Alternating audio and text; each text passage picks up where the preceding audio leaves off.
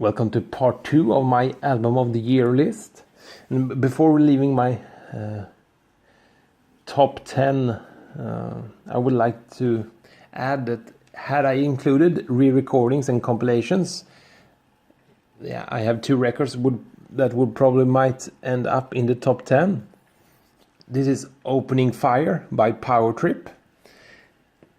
It was released April 2017 by Dark Operative, and this is a compilation of the band's 7 inches EP and demos. Their one demo. It have been remastered by Arthur Risk. It's very good stuff, and this is Recommendation by Temple Nightside. It was released November 1st by Iron Bonehead, and this is a re-recording of the band's debut full-length released in 2013 called Condemnation. This is awesome black death metal from Australia, but they are not included. Rules are rules. My top 10 record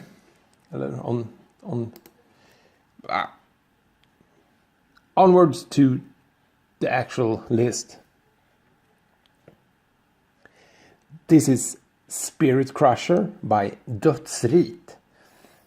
It was released September 28th through Prosthetic Records, and the man behind the band, Christopher something, he is from Dalarna, Sweden, and this is black metal mixed with crust and post metal and post rock. It's excellent atmosphere and riffs, and the song structures is they are seamless transitions between harsh, fast, heavy, soft, beautiful, harsh, excellent songwriting. My main gripe is the vocals could have been better. They are okay, but it would have been nice if he had brought in someone else to do some duos and with a little bit deeper growls, because his are a bit thin.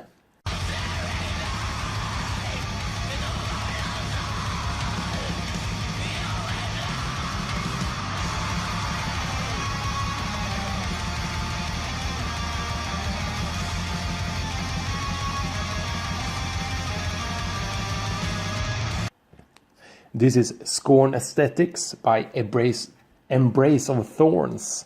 It was released June 22nd through Iron Bonehead. The band is from Athens, Greece, and this is a perfect blend of death and black metal.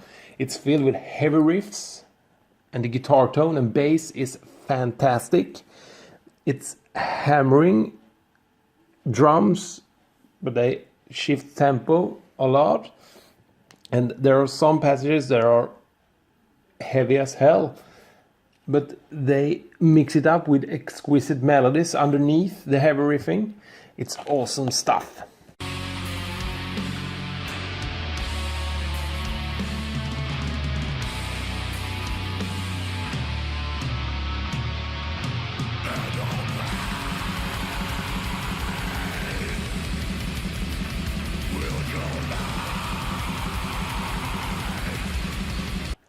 This is Devouring Mortality by Skeletal Remains. It was released April 13th through Dark Descent Records, and I think Century Media was involved somehow.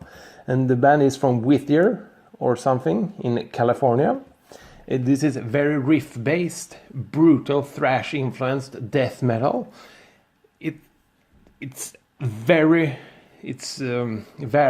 and it's a perfect blend of heavy, fast, but they have some quite a lot of guitar solos, and I hate guitar solos in death metal. But if they would have stripped down the guitar solos, this would have cracked the top 10 easily.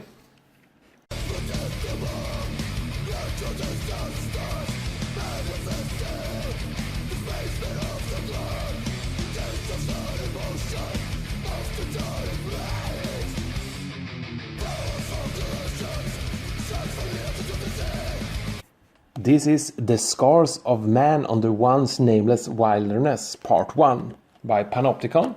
It was released April 6th through Nordvis and Bindroom, and Mr. Lunn is from Minnesota. This is atmospheric black metal with some folk elements, and it's very good, but the music is very layered. There much going on, but the production is not. It would have been, could have been better, and the vocals is a little bit far behind in the mix. So it's quite annoying because you cannot hear a word he sings.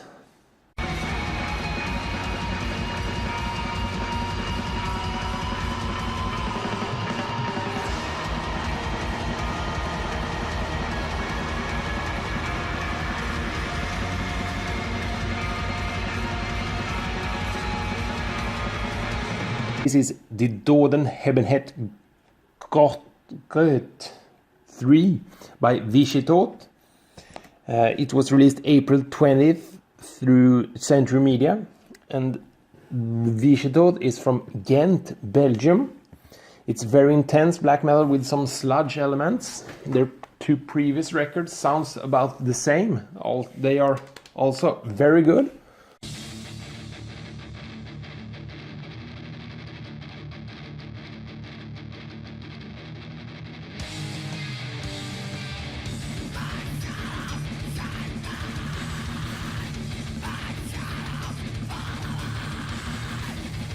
And this is Twisted Prayers by Gruesome.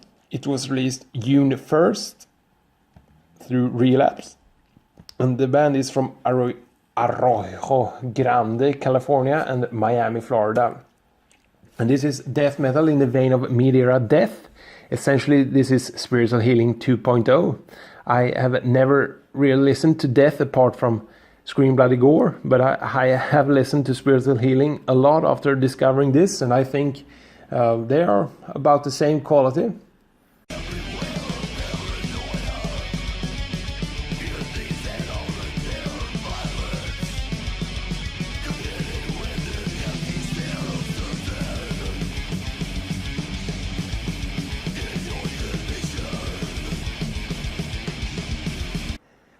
This is Bestial Hymns of Perversion by Of Feather and Bone. It was released March 23rd through Profound Law Records, and the band is from Denver, Colorado. And this is very fast-paced, organic sounding death metal with some punk crust and grindcore influences. It's very intense, and most of the time it's full steam ahead, but they have some slow parts mixing it up, and the slow parts are very, very good also.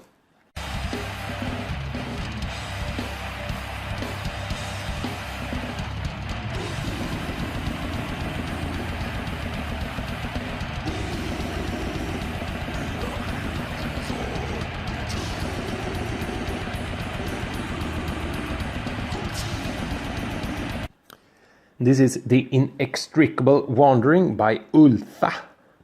It was released October 5th through Century Media, and they're from Köln, Germany, or Cologne. And this is my first experience with this band, and they have a quite unique take on it. It's black metal. It's essentially black metal with some elements of the Swans and Neurosis, I would say.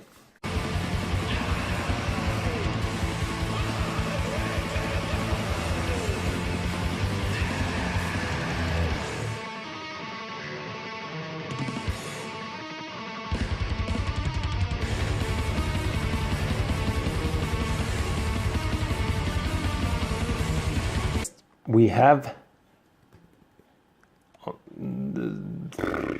silver. This one gets my silver award. This is Cult of a Dying Sun by Ueda. It was released May 25th through Eisenwald. Ueda is from Portland, Oregon. And this is excellent melodic black metal. This is not as good as the debut, I think.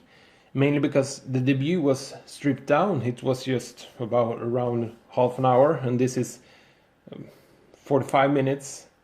And some of the songs tend to drag on for a little too long. But apart from that, it's excellent, especially the last 3 songs. Those 3 songs is probably their 3 best songs. It's better than on Devoid of Light. Maybe, yeah, very good stuff.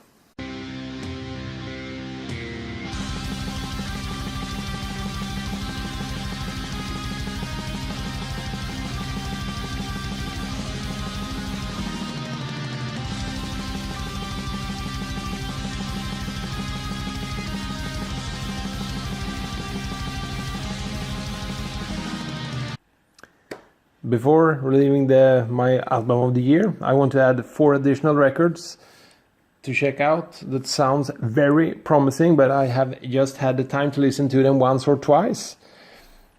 And this is Cosmic Church with Tatemys. The band is called Cosmic Church and the record is called Tatemys or something. It's Finnish. And also Ungfell, Myten, Mären, Pestilence, Vodus, Into the Wild, and Sargeist, Unbound. These 4 records is very good, but as I said, I have not had the time to listen to them thoroughly, so I don't know where they would end up on my list.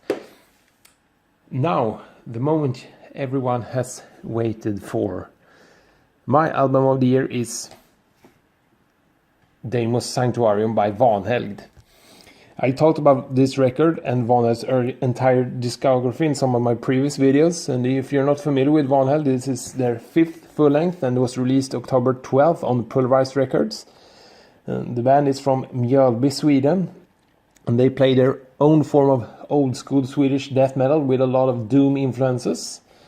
And this record is my album of the year because of the combination of great songs and superior sound production wise. And it's the most consistent record on the list. There's nothing that should be removed or added. At first I was not as fond of it as I am now, but the more I listened to it, the more I liked it, and I think this is maybe Vanheld's best record to date. This was the end of the list. Thanks for watching. Bye.